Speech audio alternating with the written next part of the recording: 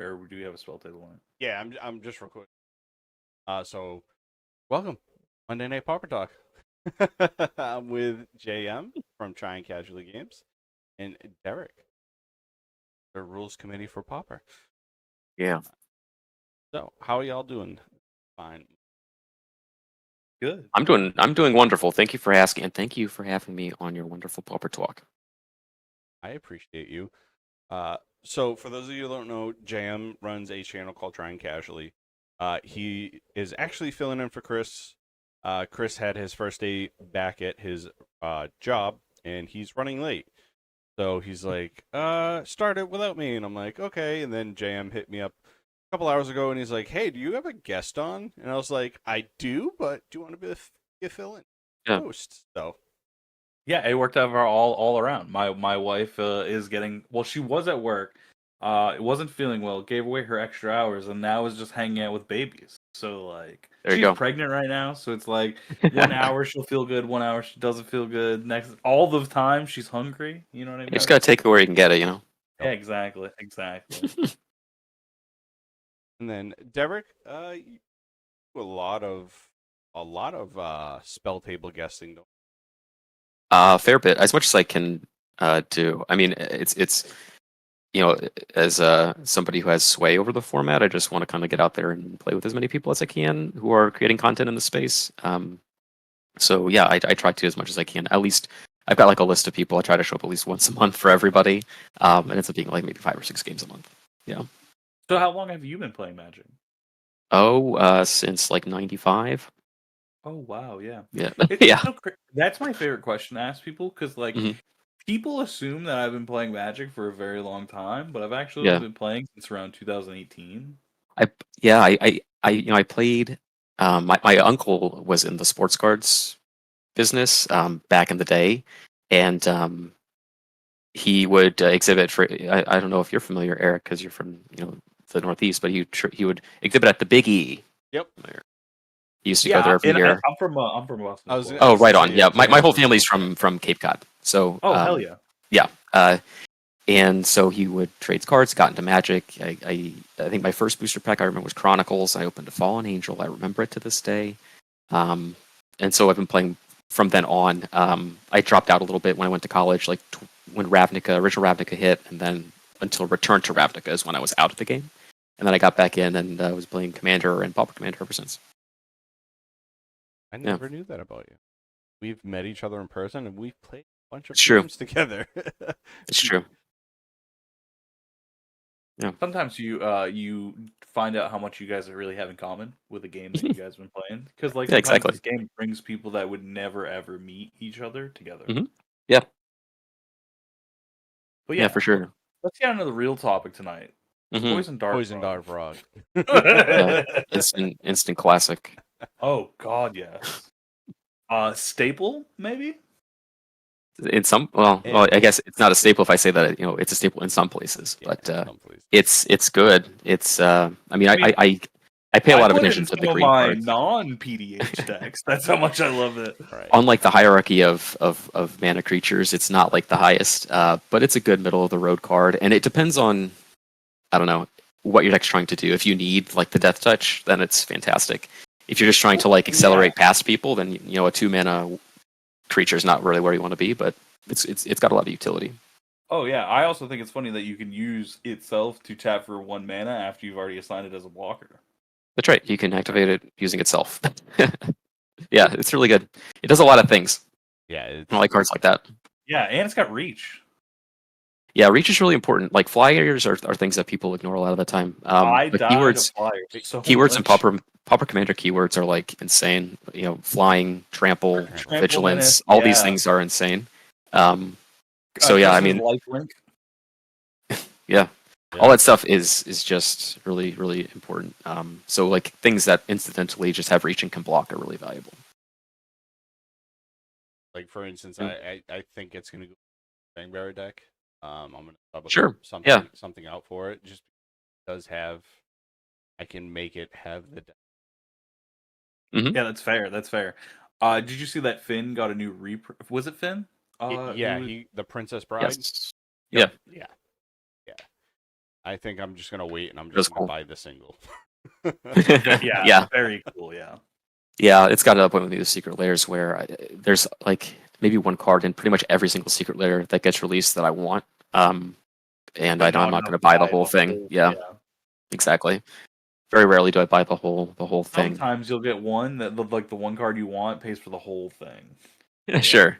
Like I Yeah, I know mean, the if I was like original a VHS one, the Mhm. food chain in it pays for the whole secret layer. Yeah, I mean, if I was like a value hound like that, then I'd just be scooping them up left and right. Um, but yeah, I don't know. I mean, I have a very since I've been playing so long, I have a very deep collection. So like cards like Food Chain aren't as attractive to me. I have a Food Chain. I don't need Oh, another see, one. that was my first one. Yeah. Yeah, I do love that treatment, like that VHS style. That's the one thing I love about Secret Layers is all the different. I mean, they all look just amazing. Um, Well, so like my the favorite thing is I like Magic cards that don't look like Magic cards. Right. yeah, I like it. I'm pretty much in that camp as well. I think it's really awesome to see like what they can do with the structure of a Magic card and kind of warp it into these really amazing pieces of art.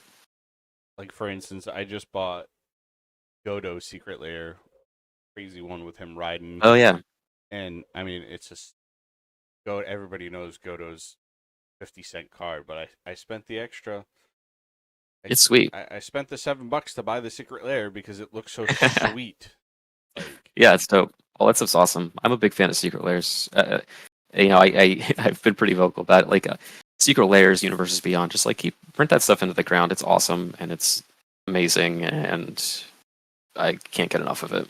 Even if it's not for me, like I have no brand loyalty to Tomb Raider, but like it's totally dope that they made a Tomb Raider Secret Lair. It's awesome. right. I like that she has an individual card, but then all of the other cards are just reprints. I kind Yeah, of like that. I I do too. really like that. For some reason, I like that better than if they would do a whole like reprint or a whole like new mechanics.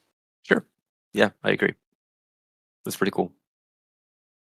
They just dropped. I know they just dropped today the Jurassic World. Oh yeah, a bunch of stuff today. Yeah, Ian Malcolm.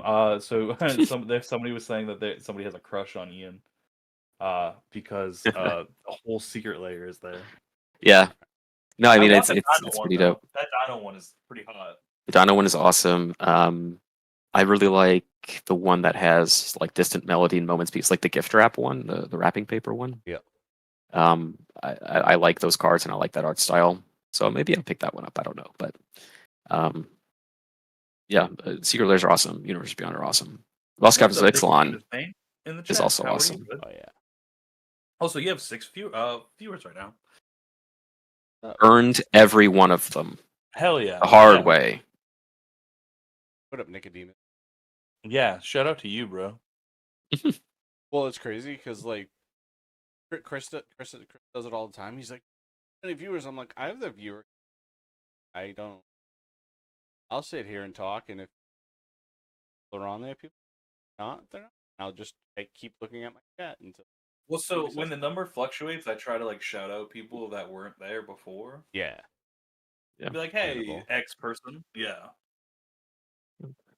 You know what else deserves a shout out though, if I might be so bold. Some of these commons from Lost Cabins of Ixalan. Oh yeah. There's a lot of sweet stuff in this set. I don't know if like there are a lot of them that are like, staple, like I'd auto include in any deck of that color. But there's a lot of stuff that's like very close. A lot of stuff that is more kind of universal than not, kind of like leaning in that direction. Right. But there's like a lot of really great utility pieces, a lot of really great interactive pieces, a lot of like stuff that kind of glues a lot of existing decks together in really interesting ways.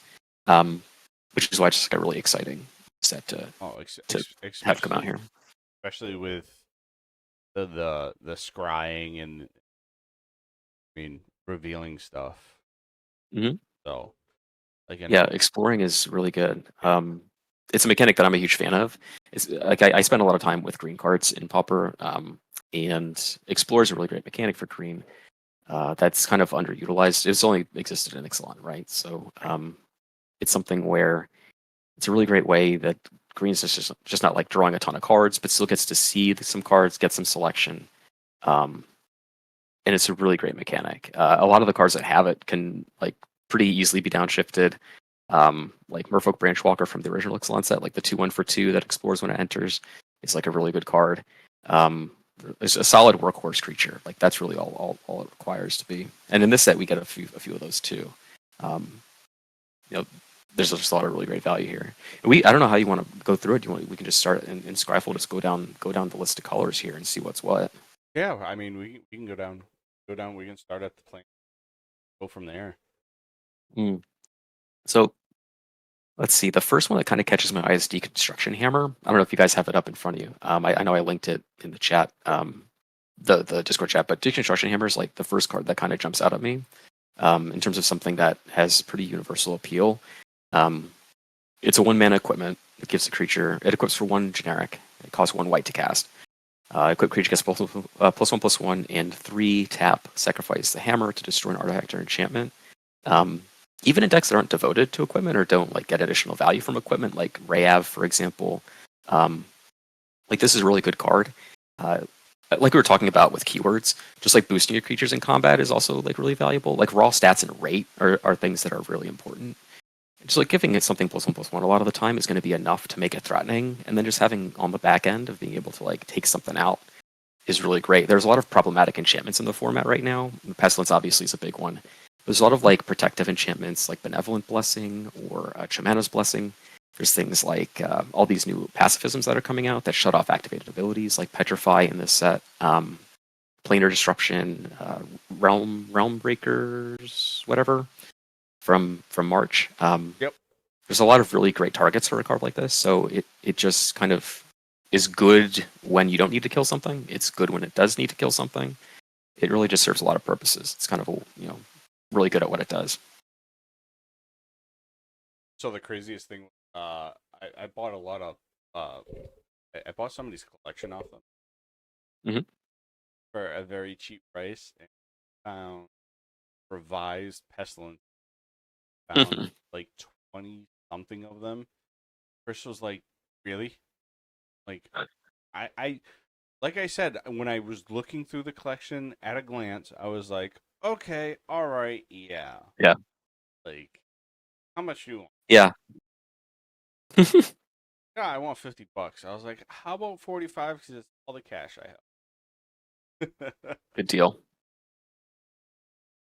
Chris came over last night and he started going through it with me, and he's like, "Oh well, yeah, I know because I know what cards I need, and take whatever you want."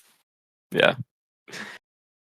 No, I mean it's really funny watching those pictures of you just like sorting all that stuff. It's just an immense amount of cards. So like everything by tonight, everything will be put away in designated card holder. So everything's separate. Nice. It took me from Thursday to last night. Create everything how I have my office. Yeah. So, cool. Craziness. Then now I have to add all the excellent. Yeah. Right after Deconstruction Hammer, we have like this card Envoy of Okaneka How.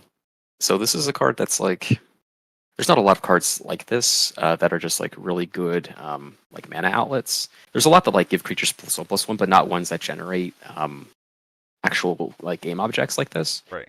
Like I'm interested to see what people do with this card. Family Reunion is one that I think is really important. I think this card's going to show up in a lot of places. Yeah, I think it's going to like modal spells are already very, very powerful in a format where like card advantage is a little bit slimmer. Getting more mileage out of your cards is much more important. So a card like this that can be used offensively or defensively in a pretty broad way, like it's an anthem, that's good because you're generally going to be going wide a lot of the time. And it just gives all your things hexproof. So if you think of it kind of, yeah, go ahead. No, what's your thoughts on map tokens? Awesome. I love anything that explores. Map tokens are great. Yep. Big fan. I think they're better clues in my personal opinion. Yeah, I think so in most cases. Yeah, they're easier to activate. They can make your things bigger. Yeah, I like it a lot. But like, yeah, just giving everything hexproof with this. I mean, sure, giving all your creatures hexproof, you can say like, what are the odds people are going to be targeting like a multiple of your things that you want to give everything hexproof? But if you can give like one thing hexproof, it doesn't matter. Like, you can pay a little bit more for an effect to just save one thing if you're, it's a card slot that's taken up by like 2 spells in one card, Right. So I think this thing is like really good. And it's like pretty inexpensive. Like white generic's not bad. Um, but as far as like the white cards go, like that one I think is really good. Skipping down, Otaclon Landmark, this 1-mana artifact. I don't think it's a staple, but I really like it. Right. Enters in scries, and then you craft it into a 1/4 flyer that gives other attackers flying. Yep. Again, like with keywords being as important as they are, it's just like it's got very high toughness. It's evasive. I just like the card a lot. But as far as like staples, Petrify is an effect that, like I mentioned, we have a couple other analogs for already. So it's like another redundant piece there, which is always important. Redundancy is always good, and we always need more of kind of like workhorse baseline effects like this. But the thing that I really like is these new land cyclers. Like if you look at Soaring Sandwing, this 3/5 flyer enters, gains 3. It's kind of a mopey creature, but you can plane cycle it. Yeah. Any land cycling I think is really, really good. So do you now would yeah. you use that? Would you put that in your deck as ramp and then a creature as backup? I would not you put it add as a ramp. creature?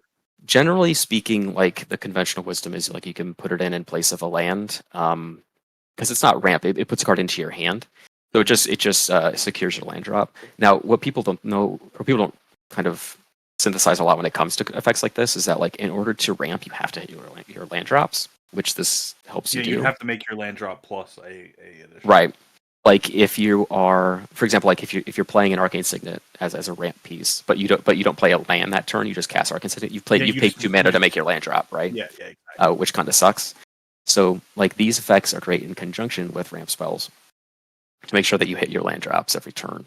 And if you need to, you can just cast it as a creature. So it's another modal effect. And plus, if you notice, it's plane cycling, not basic plane cycling. So this will get anything with a subtype planes. There's a couple, like there's one Idyllic Range, I think is the name of the card, from Eldraine. It enters tapped unless you have 3 planes, and if it enters on tap, you put a 1/1 counter on something.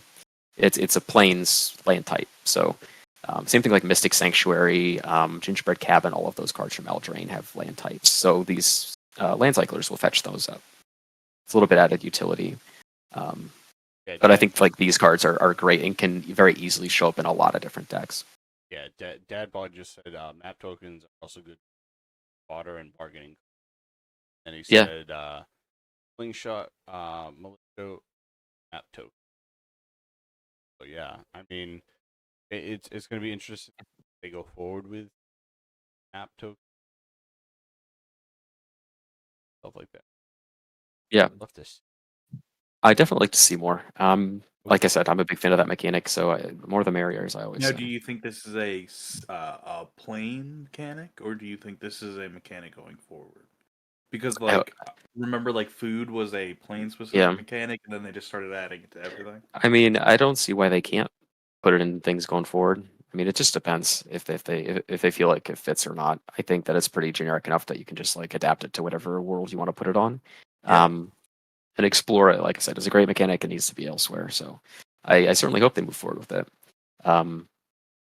Let's see. So as far as white cards, as far as like some role players go, like Tinker's Toad here. Yeah, that's 3-mana artifact. It does some stuff. It has a lot of synergy. It can find a lot of different synergies in the card pool. White has a lot of really great artifact stuff going on if you want to dig deep into that.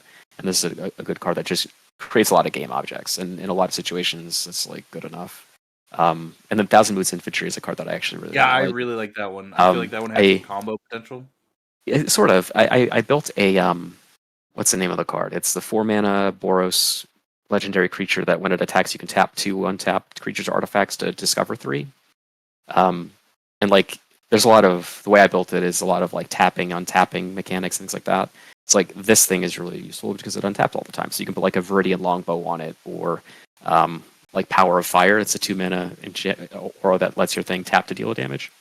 So like, you get a lot of mileage out of those effects with something like this. It's just cool fun little synergy. It's not like competitive or anything like that, but it does a lot of fun stuff, and there's a lot of different knobs you can turn with a card like this. In terms of its efficacy, I think it's really cool to see that effect at common. Anything catch your guys' eye in the white category here? I kind of like Quicksand Whirlpool. Mhm. It is a very expensive though, but it does add another exile effect that we kind Yeah, of needed.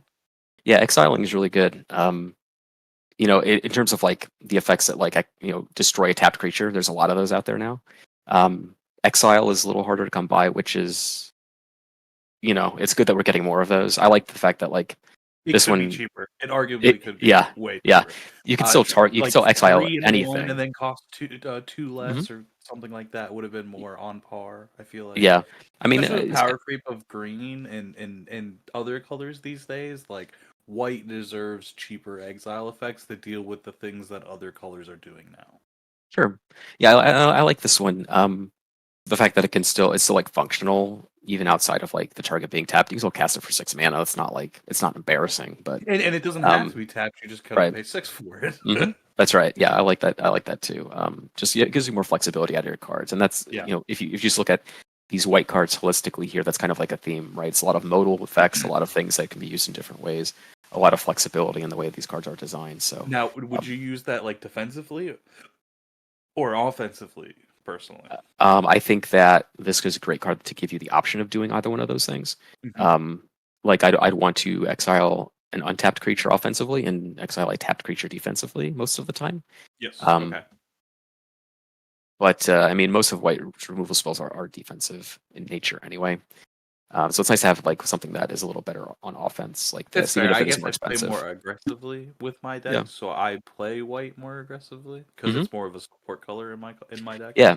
Yeah. If you're playing more aggressively, like I think like the pacifisms are like a better route to go than cards like this. Oh yeah. Because you don't care about casting it on your main phase. Like the instant speed, for example, doesn't like matter Yeah, and if then you're just like trying if to you're attack gonna do past that, you might things. as well just petrify it because then Yeah. it still essentially does the same thing. Right. Yeah. But I think this card's really cool. Yeah. Yeah. What about you, Eb? I kind of this two of them I kind of like for flicker effect at least. Aspirin. Hmm. So when it ETB 1/1 counter on a creature. Yeah. So I mean, obviously, you would have to play something, bring it back to your hand, but that's a big and it's a Or 2 drop. even blink it with blue. That's Yeah. what It's not hard to do. yeah, it's not that hard to do, but for a 2 drop, I mean, it's there. Yeah, and the interesting thing about this card in particular is that it's one of very few of these effects that is a 1/2. Most of them are 1/1s Right. for 2 mana. There's one in green called Kujar Seed Sculptor, which is a 1/2 that does this. But outside of that, I don't think any of the other ones are 1/2s for 2. They're all 1/1s. Yep. So that extra point of toughness matters because a lot of the sweepers in the format are based around 2 toughness, right? Like Drown in Sorrow, Breath Weapon, Cannonade, Fire Cannonade, those sorts of things. Give things -2/-2. That's kind of a baseline effect now for a lot of removal spells, Right. or sweeper spells. And I think the baseline on this card, like the floor, is it being a 2-mana 2/3, is pretty good. This gives you a little more play if you're expecting that kind of thing. You can just put a counter on itself, and you have something that can survive that. Right. And the Yeah. other thing was the 1,000 move crack shot. Mhm. So whenever whenever that attacks, you may pay 3, 2 colorless and a plains. When you do, tap target. So, Yeah, and that's a yeah. 2 And drop this as one, well, and it's a 2. So yeah, it's an effect that we've seen a lot. Like creatures that when they attack, you tap a thing. Usually they're like 3 mana creatures. Yep. This one is a 2-mana 2/2, which is good, but it is kind of expensive to use that ability. right. Like 3 mana is a lot. Yeah, I know. And if I'm playing a deck where I'm trying to curve with these sorts of things, I'm not going to want to spend 3 mana doing this. I'm going to want to spend 3 mana developing my board. So most of the time, until you kind of get into that mid to late game where you're trying to push more damage, it's just going to be kind of like a grizzly bear. So it has its place. I'm not particularly enthusiastic about it though. About it. Yeah. Yeah, just to kind of circle back, like Deconstruction Hammer, Family Reunion, Soaring Sandwing are like the big Attentive ones for me. is not too bad. Whenever he Which one? becomes tapped, Oh, Sunscribe. Yeah, this is like that effect that I was talking about, like with that commander deck, or the Boros creature that wants things to tap. I have a lot of creatures like this that just kind of like you tap it to activate the ability. You get to scry, you get to discover, you get to do a bunch of stuff. It's really fun. I personally really like these kinds of creatures. Like anything that requires tapping and untapping creatures, I really like. I like fiddling with my board a lot. I like a big wide board of little guys that just kind of Yeah, fiddle it seems fiddle like around. you make a little clock. Yeah, You I've know got what my I little mean? engine, Yeah, so it's a lot of fun. I like this creature a lot. It reminds me a lot of Siamet Herbalist from Dominaria United, the 2/1 that whenever it becomes tapped, you scry one and draw and gain a life. It's Yeah, very and similar to it that. doesn't seem very hard to do these days. Hmm. Like tap to either make like a squirrel or Yeah, all kinds of yeah, things. and like even with nothing, no synergies, it's like when this creature attacks, scry one, right? Like that's kind of what it does. Yeah. Yeah, Hmm. you set up your next card draw. Yep. Even if you do it one time, I feel like that's pretty decent. Yeah. Yeah, even if they block trade with it, whatever, like you still get a little bit of value. I like that creature a lot. There's a one in red that does something very similar that we'll get to once we get to that color. So let's take a look at blue. Are there any blue cards that jump out at you guys before I dominate the conversation yet again No, with all of my yeah. opinions? Let me take a look. I was gonna where is it? So how about this? In white, just from first glance, you don't see anything being a problem in coming up for combos. No, I don't think these cards are problematic. Yeah, that's what I was saying. I was saying that to Chris the other day when we were talking, and I'm like, between knowing most of the infinite combos you can go with, I'm like that. Yeah. They're really not coming out with any for it yet. Yeah. Or at least I haven't found a way to.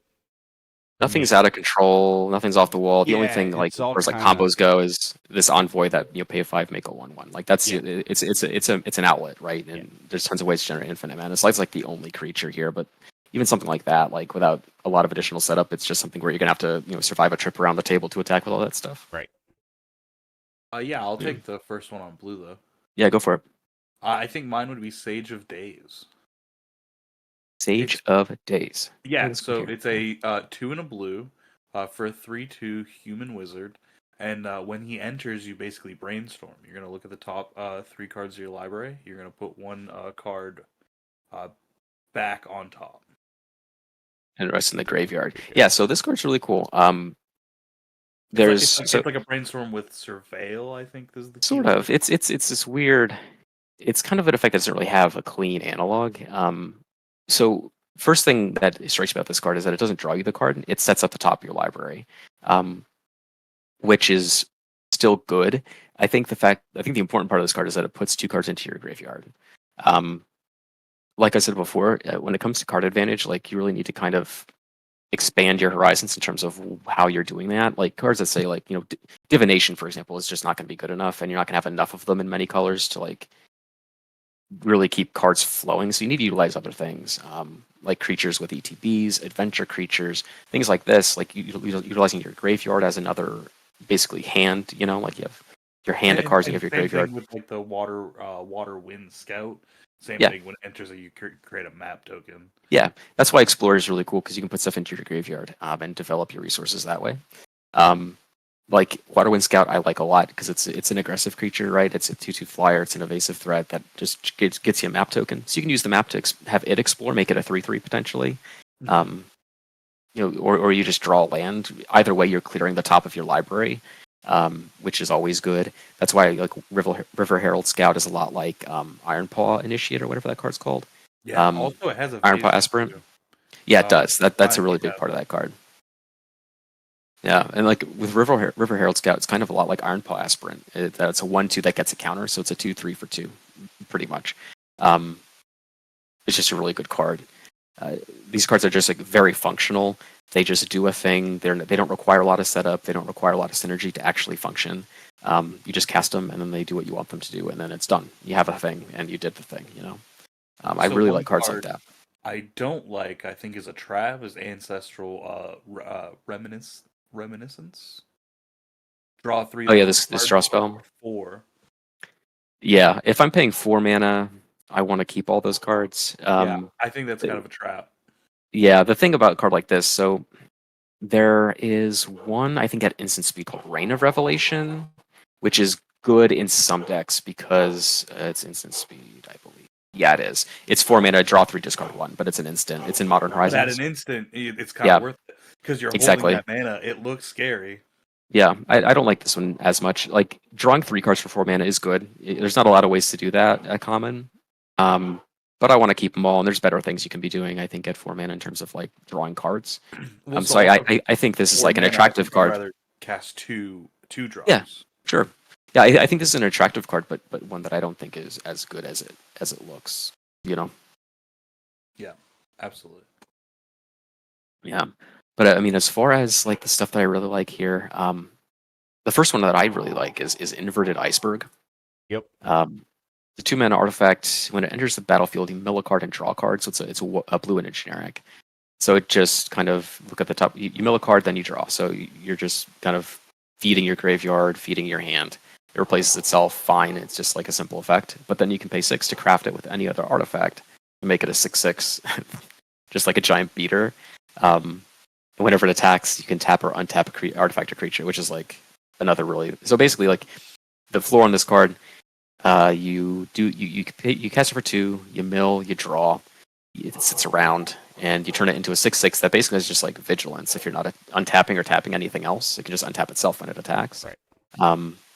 So you just have like a giant thing. It's just a really great card. That's kind of what you want, is cards that like are functional in the early game and then can convert into the late game. Is a great card for that. And obviously, like you can play off of artifact synergies. Blue has a lot of artifact synergies. There's a lot of cool things that you can be doing there. I think it's a really multifaceted card that has a lot of play to it. I really like the Siren. Oh yeah, It's a yeah. This is an interesting one. I mean, for a colorless and island, it's vigilance and flying, and then you can tap it, spend this mana to cast only an artifact spell or activate. Yeah. So it's funny, like this card is really interesting mana ability, but like the flying and the vigilance, I think go a long way to making this card playable in the sense that like even at a baseline, you just have a 1/2 flying vigilance creature, and in a lot of decks, like you want that effect anyway. Right. And you can just throw in some casual artifact stuff to utilize the mana ability, and because it has vigilance, it can attack and tap for mana if you want to do that. Right. And then I mean, you can actually pair it with, if you go down a row, you can pair it with the pirate hat. Yeah. You know, I had this card in my pre-release, and it really impressed me. I like this card a lot. Right. The equipped creature gets +1/+1 and has whenever this creature attacks, draw a card, discard a card. It's to equip it to a pirate's 1, to equip it is 2. I mean, that's. I'd happily pay 2 to equip it to whatever. Right. The pirate discount's nice, but you don't need it by any stretch of the imagination. Right. Yeah, just extra synergy if you have. Yeah, exactly. And it's an attack trigger, which is like I think something that's pretty easy to gloss over, but it's actually like a big part of why the card is so good. Right. And I was saying that to Chris when I was making. I just made a Malcolm in Bridges deck, and I was like, oh, now we got all the new pirates coming in, so now I got to go through it again, and that's one of the. Those are 2 of the cards that I'm going to be putting in there, because why not? Yeah, I mean, in Malcolm in Breaches, you just want to connect, and Oaken Sirens, look, it's just an evasive creature, and then you just want it to deal 1 damage, then you get a card, right? So, card and a treasure, it's easy. Yeah, these blue cards are really sweet. Notably, like to go to the island cycler here, this Marauding Brindfang, 7 mana, 6/7, Ward 3. This thing is a monster. It gets your Mystic Sanctuary, which is a huge thing. It's big game. These also get your dual typed dual lands, like the Snow duels and the Dominaria duels at common. Yep. They'll fetch those too, so they can mana fix you in like 3-color decks, 3-color decks, whatever. Well, that's cool. Yeah. Yeah, these cards are awesome, and this one's like just hard to kill. It's enormous. Yeah, with the Ward 3 especially. Yeah. Another one I really like is Herald Scout. Just the 2 mana. It enters the battlefield to explore. Super cheap, real low. Yeah, this is when I was saying, it's a lot like Iron Paw Aspirant. It's just it's very similar. It's just a 2 mana 2/3 most of the time, and if it's not, it clears the top of your library, which gives it, I think, a bit of an edge. I like this card a lot.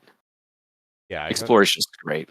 Yeah, I got the current conductor for my pre-release box, and I got a bunch of those. I got a bunch of the River Scouts, and then the Wind Water Scouts. I mean, it worked out pretty good because of the exploring with the with it. Yeah, I was pretty happy about it. Yeah, and the thing about Explorer that you can look at it. I know it gets a lot of hate from folks because it's not drawing you a card. It's worse than draw a card. But the thing about this is that if the top of your library is something that you don't want, it's never going to stay on top of your library. It's always going to clear a land because it's going to draw it for you, and you can always put the card into the graveyard. So it's always going to clear a bad card off the top of your library. Always. It's never. I mean, that's Like the least of what it's going to do. Yeah. Worst. I mean, best case, you like what you see, you keep it on top. It gets a +1/+1 counter. So very low floor, but great ceiling, kind of. Yeah. It's very effectively does a thing every time. Doesn't need setup. It just works every time. Very functional. But yeah, and then Waterwind Scout's very similar. It just makes a really useful like game object, and then can attack. Right. Mm-hmm.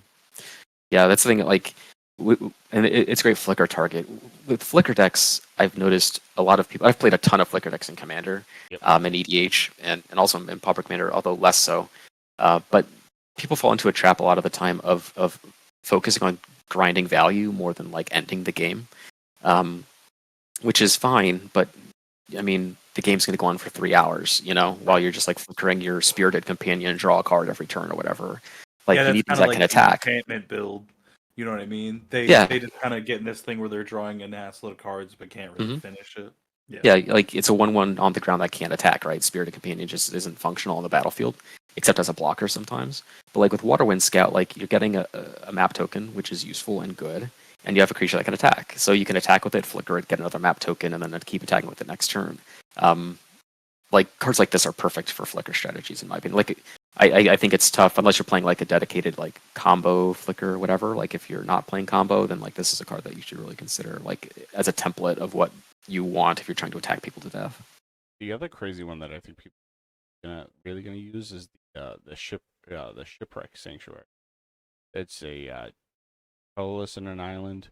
The defender, as long as an artifact entered the battlefield, under your control this turn, it can attack as it didn't have a defender. So yeah, I love myself a 2-mana 3/3. If I can figure out a way to enable this every turn, I would 1,000,000% play it because I love high rate beaters. But that's kind of the trick though, is like having an artifact come into play every turn before you go to combat. So but there's ways to do it. Yeah, you could just make a food almost every turn. Yeah. Yep. Mm-hmm. Yeah, it's certainly not like outside the realm of possibility by a long shot. Yeah. Or you'd be like Chris and make rocks. Oh yeah. Yeah. Yes, I mean that'll work too. But yeah, I mean that's kind of where I stand on blue. I think we covered it pretty good. Yeah. I like blue a lot. I like every color a lot. Spoiler alert, I like every card in the set. Well, so I think blue has a lot of value. Yeah, blue's got a lot of sweet stuff going on. With black, we kind of get into some other stuff. So black plays a lot into like the descent mechanic. So it's a lot about permanence entering the graveyard, like self-mill, a lot of that stuff. Let's see. I will say my favorite art, besides the crazy stuff for Jurassic Park, was the death cap. I just absolutely love the skull. Oh, the skull. Yeah. Running at you. Yeah. In fact, Deathcap Marionette is like a good example of like, it's a good microcosm of like what all these black cards are doing. Like it's a 1/1 death touch that mills you 2, or you can mill 2 cards when it enters. It's like, again, like a card that comes down. It's great on the battlefield because it blocks and it'll kill whatever attacks you, and it can feed your graveyard. And like a lot of these cards are really good at feeding the graveyard. Yeah, like what is this? Screaming Phantom, 2-mana 2/2 flyer. Whenever it attacks you, mill. With some other ones. Echo of Dusk pays you off for having 4 more permanents in your graveyard. It becomes a 3/3 lifelinker for 2 mana. Deep Goblin Skull Taker. Again, if you've descended, it gets bigger. There's a lot of really great stuff going on here. A lot of really interesting cards. Like Broodrage Mycoid is one that I think is going to find its way into a lot of decks. A lot of black decks. At the beginning of your end step, if you descended this turn, you make a 1/1 black fungus creature token. Yeah. So like it's very easy to enable in black if you're in a deck that is, it can be. One thing to note about Descend is that it doesn't care where the permanent comes from. You can it can die from the battlefield. You can discard it. You can mill it. Any way that a permanent can enter your graveyard will trigger this, which is like really broadens the possibility of how you can enable with these cards. I think this card's great. Like for example, like Rampaging Spiketail, our black land cycler or swamp cycler here. Yep. It's 5/6. When it enters, it gives a creature +2/+0 and gains indestructible, right? Like you can swamp cycle this, get yourself a land, and then it'll trigger Brood Rage Myconid. It'll trigger your descent. The craziest one, I think the most bang for your buck is the greedy freebooter. It's a one drop. It's a 1-drop 1/1, but when it dies, cry one and then create a treasure token. Yeah, these kinds of creatures are always like in demand. People always want more of these, like Shambling Ghast, for example, from AFR. The 1/1 when it dies, you make a treasure or give something -1/-1. Things that like they're cheap. When they die, they give you something. People love their aristocrat strategies. There's one commander in this set that's a free sacrifice outlet for black and white. So these sorts of cards, people love them, and they definitely do what they're designed to do. As far as like some of the strongest cards here, like ones that jump out to me, I obviously have I'm partial to the land cyclers. I love this Spiketail, more land cycling. I will play all of them forever. But Tithing Blade I think is a really great card. Yes. Really powerful. Just an edict. It makes all your opponents sacrifice a creature, and then you can craft it into an artifact that just drains everybody for one every turn. It's very low cost, like very easy to enable. It's just again a card that just does a bunch of stuff, and it's an artifact, so there's all kinds of other artifact synergies, sacrificing artifacts for things. It just does a ton of stuff. The card's great.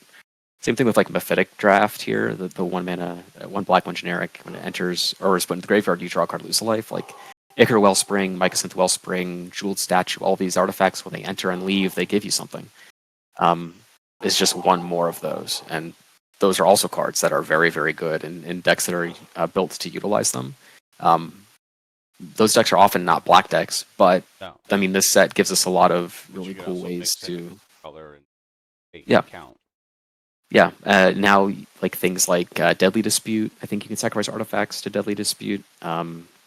There's also other things I forget the cards are. It's a 2-mana spell. It gives a thing -2/-2. But if you kick it or something, then or if you bargain it or whatever, then you can give a thing -5/-5 or something like that. There's a couple of cards that do that, and I know at least 2 of them will let you sacrifice an artifact. In which case you can sacrifice this, draw a card, lose a life. Just a really flexible card. You can use a lot of different ways to enable a lot of different things.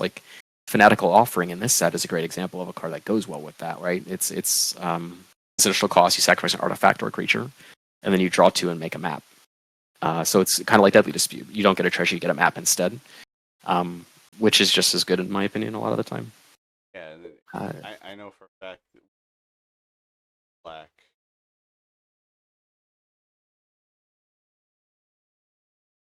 plus a Tender Spy, it's fire when it card from the top of the library until Balstreet Spy, yeah. The Haunting cards for Sure. on the spot, basically. Yeah, I like that card. Yeah, that's sweet. I mean, it's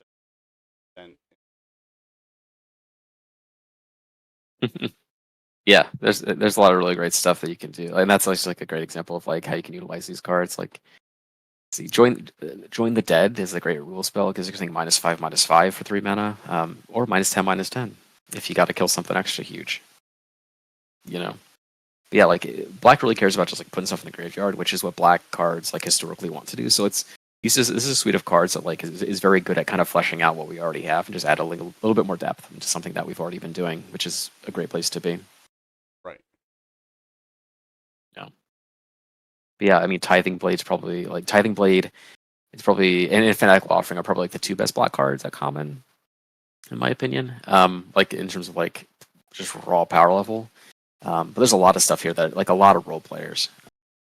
Like I said, I guarantee one rate you're gonna see it. Oh yeah, I'm sure. Yeah, there's just a lot of great stuff here. All caps now. Yeah, which let's see. Oh yeah, here's what I'm talking about. Flicker on it. Yeah, And even if Yeah. you can get it to flicker, your So, opponent's gonna exile.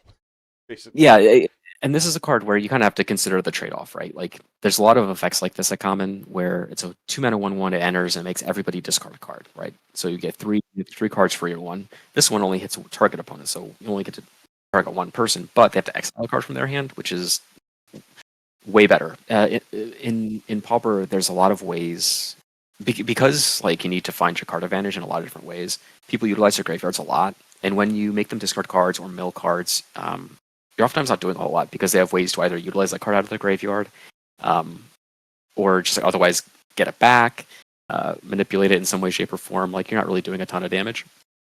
So like a card like this, making them exile is a lot more powerful because it's just gone forever. There's a card in oh goodness, I think it's Crimson Vow. It's a 2 mana 2/2 with exploit, and when it exploits a creature, each opponent exiles a card from their hand. Yes. Yeah, it's like Mind Leash Ghoul, I think is the name of the card. Yeah, I was gonna say something cool. Yeah, but that's a really great one. And this card is very much in that vein. Like making people exile cards from their hand is just really, really good. Red. Got the staple. A Braid. This card is a staple, like a firm staple. I have no bones about it. Will not quibble about it. This card is very, very, very good. So I was just very happy with all that bulk I picked up. There's a stack of white boy.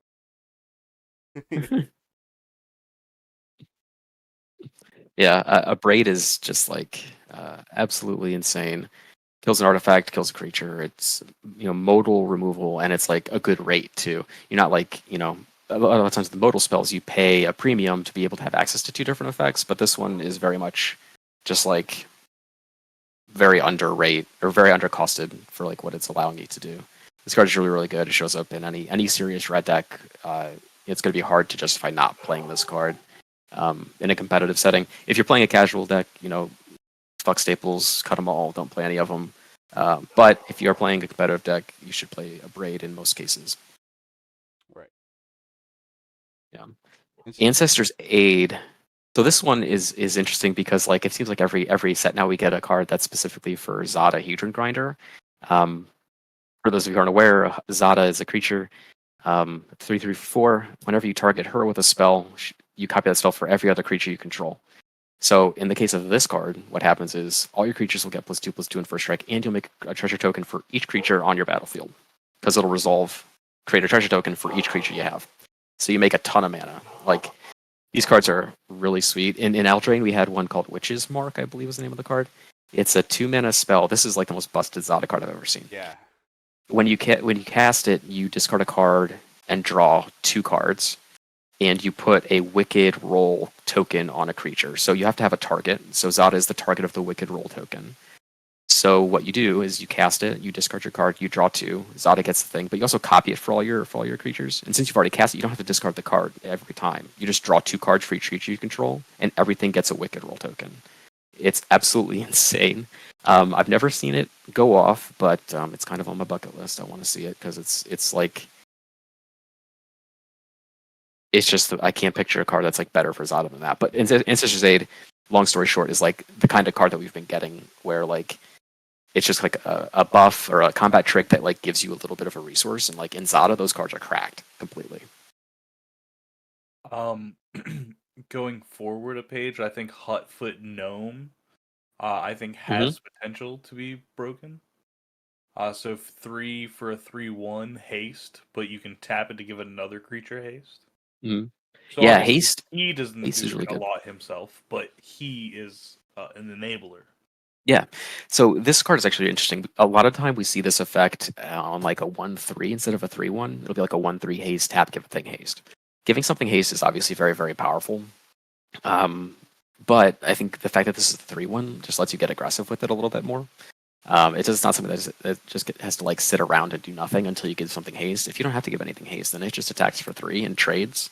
And that's something that like I think a lot of people don't realize is important, is that Pauper Commander is a very battlefield-focused format, and it's perfectly fine to like run your things into other people's things and just make them trade off their resources for it. It's something. It be life or creatures or whatever. Yeah, exactly. Just like swing it in. If they want to throw something in front of it, they will, and you'll trade. And it'll put you and that player essentially behind like the other two players, but like that's a calculus that like that player needs to make, that defender needs to make. That's not your decision. You're just gonna throw your guy and try and kill somebody, like, which is sweet. Yeah, this card's, I like the fact that it's a 3/1. I think it's really cool. I'll also talk about Simic Monosaur, another bad boy Yeah. that you probably love with mountain cycling. Yep, this card's awesome. This card's super cool. Yeah, being able to cash in your lands for cards is really good. But just the floor on this 6/5 trample for 6 is, we all love Colossal Dreadmaw. This is doing a great Colossal Dreadmaw impression, while also being able to like turn itself into a land and get reanimated or whatever. Like, the card's great. Let's see. Before we get to like the big one at the bottom here, I want to talk a bit about Atali's Favor. This aura gives a creature +1/+1 and trample, but also lets you discover 3. Discovering is way better than people think it is. It's not Cascade, so it plays similarly, with the big difference that you have the option to just put the card into your hand if you don't want to cast it. So like, you're never going to cascade. You always run the risk of cascading into something like a counter spell or a combat trick or something that you just don't want to cast, and then you just put it on the bottom and your cascade is like wasted ostensibly. But with Discover, you just get to keep it for later. When I was playing the deck that I was talking about earlier, I would discover every combat step. I discover 3 because I'd activate the trigger. And I can't tell you, I only maybe cast like 1 or 2 spells off of it at that time. Most of the time, I just put cards into my hand and just held on to them. They were just like flicker spells or a removal spell that I didn't need to cast, and I just got to keep it, which is like a huge edge that this ability has over Cascade. So like, anytime you have like a Cascade card that you think is good in your deck, if you can swap it out for something with Discover, you probably should. Like, these Discover cards are really good.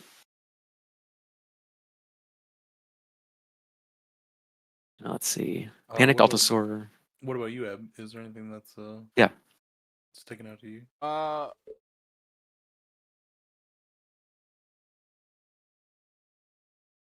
So,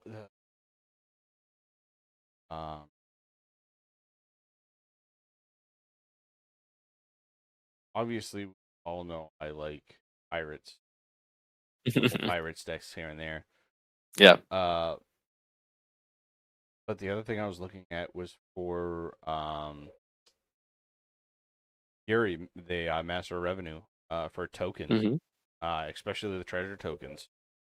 Yeah. So, I mean, Plundering Pirates is a good one. Yeah, I like this card too.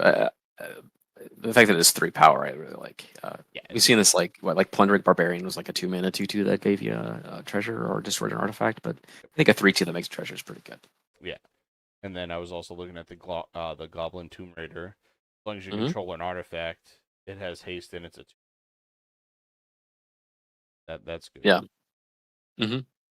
Yeah, like, there's great attackers. Like, the great thing about having a 3 power 3-mana 3 power creature is that like, it's on curve, it's on rate, and like, it's oftentimes going to just trade up into something. And by trade up, I mean like, you're gonna pay 3 mana for this. It's gonna trade in combat with something that your opponent has probably spent more mana into than your 3 mana. So you have to, like, you get an edge there. They spend 4 mana for their thing. For example, you spend 3 mana for your thing. They trade. You've spent 1 less mana than your opponent, so they're behind 1 essentially. But like, higher power like that is really great. You just be aggressive with it, and math is for blockers, right? Yeah. But one thing. Okay, go ahead. Sorry. I was gonna say that even the Hotfoot gnome has haste, and then you can give another creature. Yeah. I mean, the defense isn't there, but the attack's there. It's a 3/1. I mean, that's a good chump block. Yeah, it having that much power.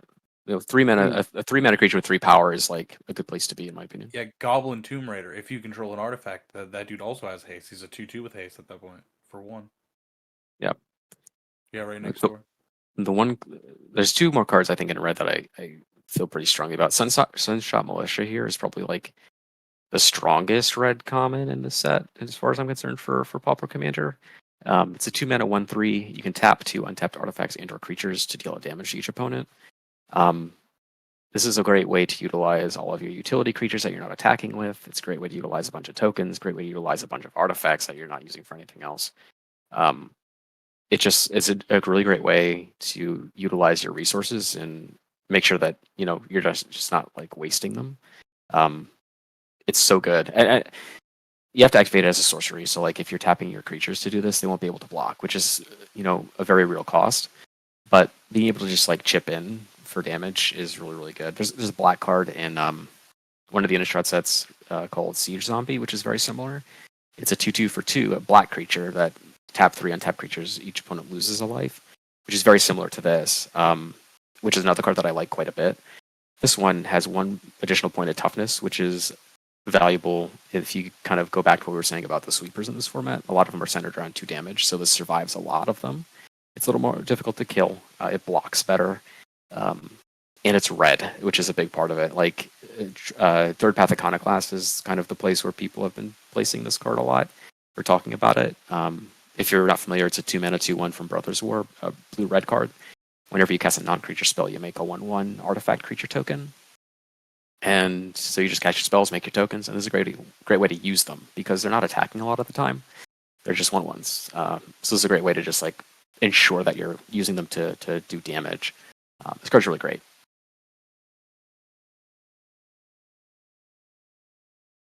You can tap your map tokens, clue tokens, food tokens, whatever. Yeah, but I was also you got the green red infinite draw combo with I think hanger sprout. Hanger. Yeah, I know what you're talking about. Hanger something and Seeker Skybreak. Yeah, Secret Skybreak. I'm that too. Yeah, there's all kinds of ways to just like brutalize people with this card. But yeah, I think that's the best one. The one that I like, my personal favorite card is Volatile Wanderer with this 2-mana 2/2. Whenever it becomes tapped, you can discard a card and draw a card. I like to be fiddly and tap and untap my creatures, and this lets me draw cards for doing it. So I'm just a big fan of that effect. I think it's really fun, and I like to utilize it. So I'm a big fan of this card. It's not like the most powerful by any stretch, but it's a lot of fun. Yeah. Oh boy, what are these green cards? There's some hot stuff here. Yeah, I think maybe the individual Poison Dart Frog. there is a poison dart frog here. That is true. I think like the single. There you go. There you go. That's gonna be JM's next tattoo. I think I would totally get that guy tattooed on me. You pay for it, you pick it wherever you want it. there's a lot of stuff I like here. Poison dart frog is one of them. Over the Edge, I think, is like maybe one of the better ones. So it's a sorcery, 2-mana, destroy an artifact or enchantment, and then or you can have a creature explore twice. So it's kind of like a bad divination, although that's kind of like a bad comparison. Like we said, like exploring just lets you set the top of your library. Doing it twice is even better. And then, or you can just kill something. Like this is a great, cheap, flexible card. A lot of the creatures in green are really good. A lot of stuff that explores. Pathfinding Axe Draw is a very aggressive card. River Herald Guide, a 3/1 for 3 with Vigilance that explores when it enters. Again, like Vigilance is very powerful. Burn Stomper, this giant dinosaur, a 6-mana 7/7, scries 2 and enters, and then you can kind of make it evasive by paying 4 mana. Like these are all like very functional cards that just they put real pressure on people. Even something like Quatleaf's Final Strike is an effect that we've seen in a lot of places like Ambuscade or Clear Shot. But just having like another one is a big deal. Like just redundancy is like a big part of the format. Right. We just want to have enough of these effects to like be able to flesh out decks. And then obviously shout out to my boy Nurturing Bristleback for cycling 2, 5/5 makes a 3/3 when it enters, so it's a great flicker target. Those are all the non-poison dart frog cards that I like in green. Yeah, I also like Pathfinder Axe Draw. He just has a headlamp, which is always really great. Yeah, he's got a flashlight, so he can see. Yep, there's a lot of good stuff The here. other crazy thing too that you can do is the sorcery walking with the ancestors. Return up to 1 target permanent from your graveyard to your hand and discover 4. Yeah, so this card's like it's very good. You just get you basically like draw a card, which is like you had a permanent to your hand. You're basically drawing a good card, and then you're just casting a spell for free off the top of your library. Yeah. I also like Over the Edge. Always good to have more removal. Mhm. You know what I mean? Can't go Yeah. wrong with removal. And then if you don't need the removal, you can just explore. Hmm.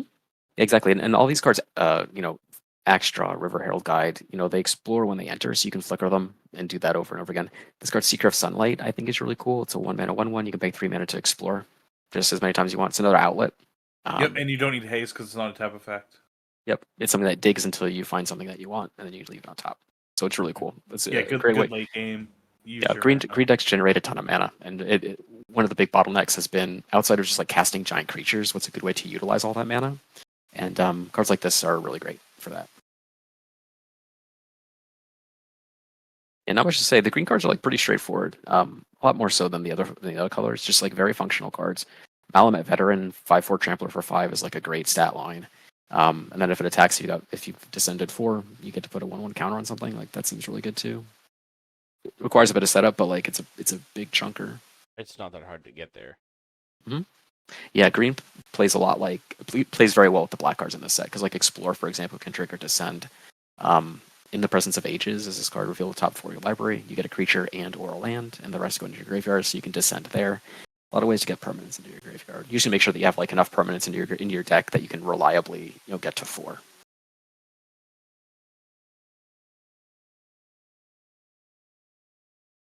Anything else you guys want to talk about in the green cards?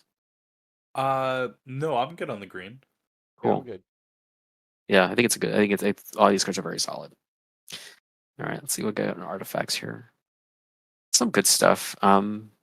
These 2 cards, Compass Gnome. Compass Gnome we've seen before. There's been a lot of cards that do this where they enter and they put a land on top of your library, which is fine. It is obviously not great because it's not drawing you the card, but it's at least setting up your next draw if you need a land. And this gets you caves too, I was gonna say the for caves what is it's a big worth. thing. Some of the caves are pretty good. Yeah. Cartographer's Companion is great. 2/1 makes a map token when it enters, so like another flicker target. Map tokens are great. Can't get enough. Give me all the map tokens. And then Buried Treasure, I think, is really interesting. So it's a 2 mana treasure, so you can sacrifice it, get yourself mana, but you can exile it from your graveyard to discover 5. So this is another like great thing to do with excess mana that you have lying around. Yeah, I was saying I was making really need the Hunter's Blowgun. Yeah, this card's really good. Y'all know I like to play a lot of stuff with poison and usually if spins in it. Yep. Yeah, Blowgun is awesome. I think it's the only equipment that'll give something Death Touch at common. Um, so like it's very important. It's a very important part of the format. But it's awesome. I mean, it gives reach, it gives Death Touch, it gives even +1/+1. It doesn't even need to do that. The card will be playable. Right.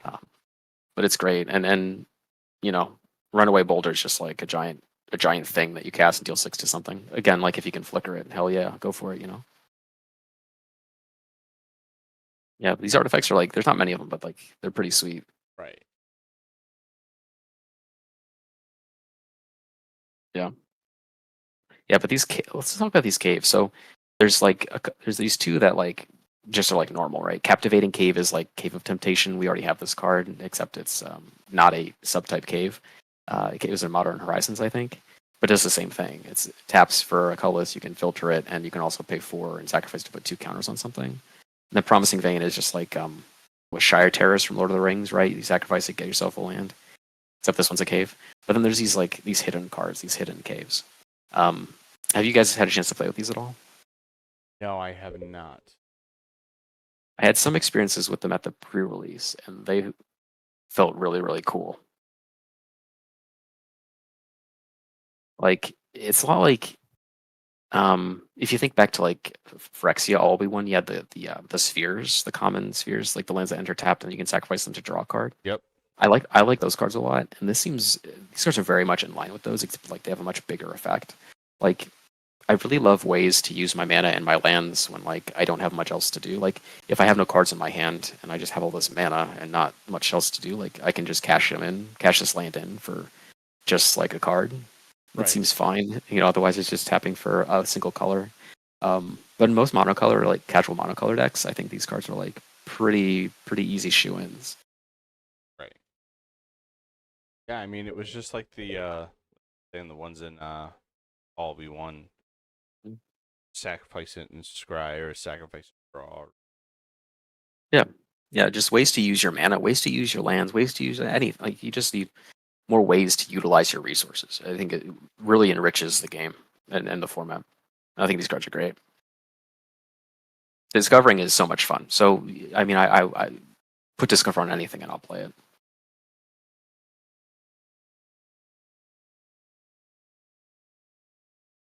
But I guess the more important question is, how do you guys feel about these basic lands? The basic land. Yeah, like one of them taps for blue mana, for example. One taps for black. It's good that they have cards that do that, I think. Yeah. I like the full arts. Full arts look beautiful. Yeah, they've really been I killing like it with the full art Captivating stuff. Cave. I really like Captivating Cave. I think that we are starting to get to a place that we can get kind of generic, obviously commons, lands that do a thing, tap Yeah. for a colorless, and don't enter tapped. Right. Like one of the things I've been a big fan of in the last couple years, like is when they printed in Dominator United Crystal Grotto. It's a card. It's much like Captivating Cave. It adds a colorless. You can pay a mana to filter, but it also just when it enters, you scry one. Zalfiran Void from the first Dominaria set is a card that I really like. It's just a colorless land that enters untapped and scries you. Yeah, same one. thing with Promising Um, Vein. Yeah, same thing with this stuff. Yeah, Uh, it enters untapped. You can tap it literally for a colorless the moment it comes out, Yeah. and then you can just pay a basic, pay one and get a basic. I mean, that's why I use painted blood. Taps for a colorless, but pay one. Add any color to your mana. So. Yeah, in a lot of decks, like it's important to have lands that you can fix your mana with like that. And a lot of them just have other uses too, which is good. Like Opal Palace and Study Hall see play in a lot of decks, just because they scale based off of your commander, how many times you cast it. But just like cards that let you filter your mana like that are really good. I can't tell you how many times like I've been playing like a 3-color deck, and I just am glad that I'm able to filter into an Opal Palace just to cast a spell, not necessarily my commander or anything like that. Just flexibility in your mana is really good, and then these cards are great for that.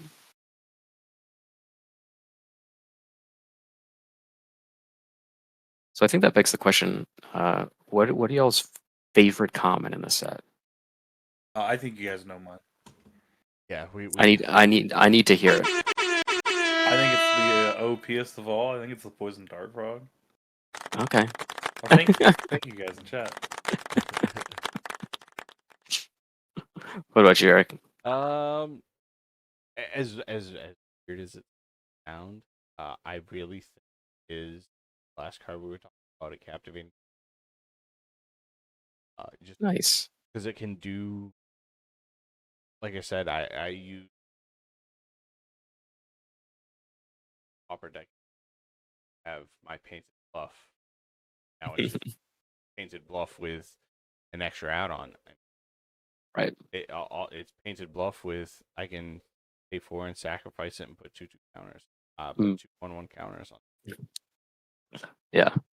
Yeah. I mean, for me, as far as like the card that I'm most excited to play with, probably Waterwind Scout, like this 2-mana, 3-mana 2/2 that makes a map token and flies. Like, I love creatures that you can get aggressive with that provide additional value. It's just a lot of the things that I love to do when I play Magic. Not to say that like Attended Sunscribe or that Volatile Wanderglyph, like the tapping creatures, like aren't that, because I love those things. But boy, I just love turning my creatures sideways in combat, and Waterwind Scout's a great way to do that, in my opinion. By no means like the strongest card in the set. It's just by far my favorite. But like as far as like the most powerful cards, like I think it's hard to find something more powerful in this set or more influential, possibly than like Sunshot Militia. Yeah. Pingers are just like out of control, and this is just like another one. Craziness.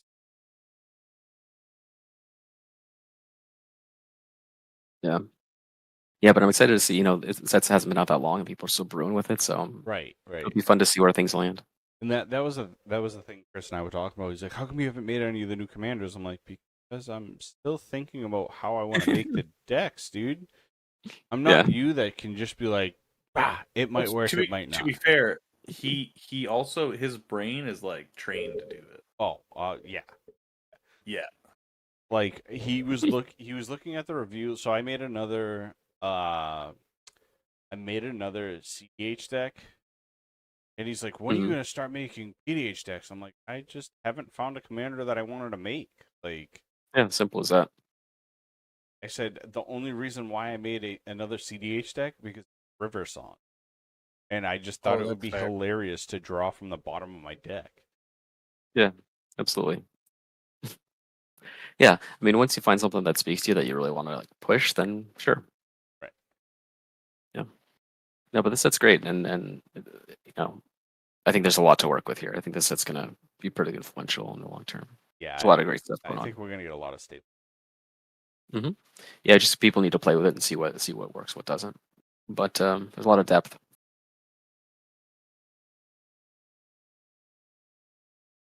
So, are you going to Chicago, Eric? Maybe, maybe not. I don't know yet. All right. I I would figured certainly like to. Okay. JM, I'm assuming baby. Oh God, yeah, I'm gonna be full baby. I know there's a lot of folks in the community that are going. So it'll be my goal to make it work. But I don't want to say definitively one or the other right now. Oh yeah. But that's the objective. As of right now, I will be. Nice. And newsflash, I will be at PAX on Saturday in Philadelphia. See me if you want to play a game. Just let me know. I'll be walking around with my stuff. I might jump Yeah, in. bother him. I might jump in and I'll play if you see me. I might be playing. If not, I'll probably gonna be walking around playing video games with my dad. Kind of a last minute thing. So. Sounds like a win-win. Oh yeah, and I told my dad. I said I'll probably play while we're down there because I didn't get to play the pre-release draft. I'll probably go play a draft with Ixalan. Yeah, that'll be dope. Just to, Yeah, it's a great set. yeah, A lot of fun unlimited. Yeah, right on.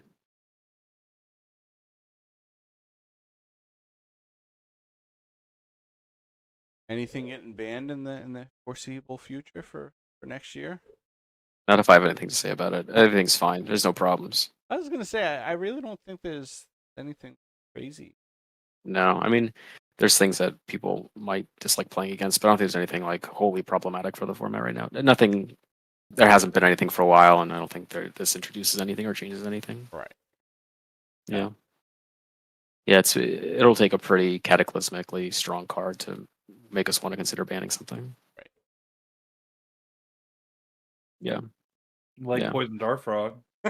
Maybe we'll have to see. I mean, we need more people to play with it to gather some data, but never can tell. Staple with a capital. That's L. right. And weirdly, a capital P. That's Just right. in there. Oh man, yeah, the card's sweet. Yeah, but I'm really interested in playing more with that. Like I put a lot of these cards in the I think it's the name of the card is Caparacti Sunborn is the name of the creature that. But I've got a lot of excellent cards in there, and they've been a lot of fun for this format. I just have had no real bad experiences with any of the cards in this set yet, so I'm a big fan. Ixalan's a great plane, so got a lot of great mechanics. It also works really well together as in like a draft or a sealed format. Mm-hmm. Yeah, totally. Yeah, like I Yeah, said, really cool. I can't down at PAX. Yeah, I think you'll love it. It's awesome. Not really good at draft, but Yeah, who cares? That's not important. yeah. I just go to get the cards, man. Yeah, exactly. Yeah, if that's good with you guys, I gotta head out here pretty soon. But yeah, definitely. I'm gonna grab some dinner. Yeah. I'm gonna be back but on at 9 o'clock it's been with great combing the spoilers here with you. Jam and his poison dart frog. That's right. It's so good. It's so good. Just rule zero it as your commander. I think that would be too broken. It might be. You could have partner poison dart frog and poison dart frog. Yeah, I mean, ooh, Spicy. It'll be like that that blue card that's broken that you can have as many as you want in the deck. Yeah, exactly. Just play that with poison dart frogs. oh, Perfect. dude. Oh, Can't So, go wrong. Derek, why yeah. don't you and then tell you everybody play where it. they can find you, bud? I'm mostly just on Elon Musk's X platform, um, formerly Twitter.com. Rest in peace.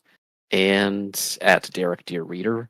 I'm also on Discord, but I'm not really terribly active. You can ping me if you want. I show up on PDH home base Discord, Comic Connoisseurs PDH Pod, Sanctuary PDH, all that stuff, all the PDH Discords. I'm on there, but I don't really engage much. If you want to get at me, Twitter's the best way because I'm more active on there.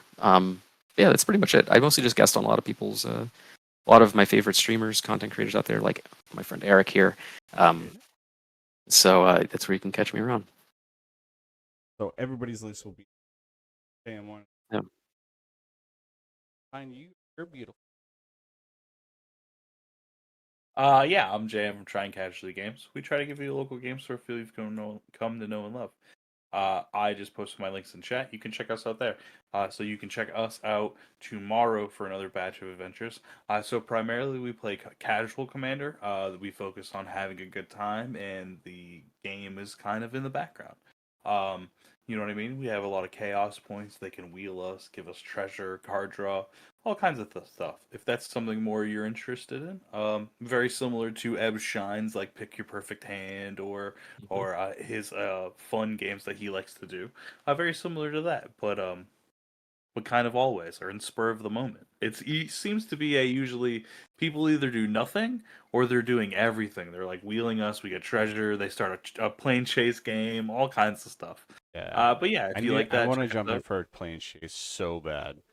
Yeah, absolutely. I sent you our schedule. Absolutely. I'm on December, so Hell yeah. Nice. I'll have to hop in sometime. I do play Commander too. I have Commander deck, so maybe one day I'll join you. Yeah, absolutely. I will literally send you my schedule right this second. Oh yeah, that'll be great. Boom. Take a look at that and see if any of that works for you, and then Yeah, just hell let yeah. me know. We'll add you in. But Yeah, yeah, I sure thing. super appreciate you having me on, Ab. It's always fun to join you. I always hope your game in a half hour goes well, man. I'm happy that you were able to fill in for that bum one more game, Crystal. But Man, he's just going back tired. to going back What to it was work. is he's just asleep on the couch right now. Yeah, Oh, no, Christopher. Oh yeah. he better not be because he's on the 9 o'clock game, which I will have the random dude Josh from the EDH Bros and Daniel Crane. So yeah, we're gonna be playing dragons or bird themed decks. I thought it was kind of funny. That sounds fun. So basically, flying tribal. Yeah, Yeah. basically, but because I like Thanksgiving's, that. I like that. Thursday, haha. Little pun. Oh yeah, some There you that's go. so much. dragons or That's so birds. much more clever. Yeah. Yeah. Nice. And then I am still looking for one person next Monday for some Oathbreaker. If you want, hit me up. And then my December schedule's up. I'll send it to you, Sam, and I think I already sent it to Derek, but I'll send it to you again. Yeah, that'd be great. Yeah, absolutely, man. I super Cool. appreciate you guys. Yeah. I'm gonna go make dinner for my wife. Sam, Yeah. Have a wonderful time. Have a wonderful stream, Eric. I'll talk to you later, man. Thank you. I'll talk to you guys Yeah, later. good luck. Don't die. Take care, guys. Bye bye.